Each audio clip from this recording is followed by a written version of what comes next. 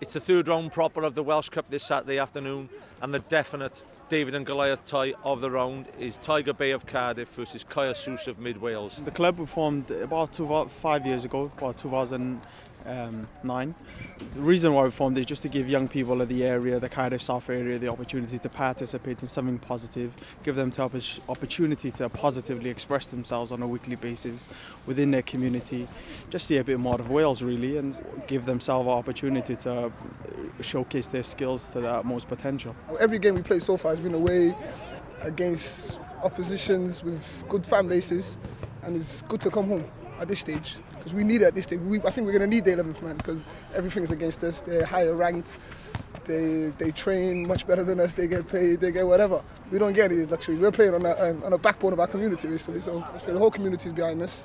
Our youngsters, Tiger Bay youngsters, are supporting us, so we're doing it for them really, so they can have some sort of aspirations and goals to reach and see if they can surpass us. Caused quite a couple of upsets already. I don't see why we can't do it again. We've got the players to do it. The overall mood has been great this season. Obviously, all the coaches have been helpful. We're just trying to get as far as possible. Yeah, there's no reason why we can't do it. Confidence is high, so we'll just approach it. Obviously, we'll respect our opponents. We've got a young side who's playing well. They don't fear about any team. They just enjoy themselves and play. And the pressure is on other team actually, because at the end of the day, they went to Europa League, and they're a massive club. And then Tiger Bay was established in 2005. And to be honest with you, it's a great footballers in our team, and we just got to enjoy it.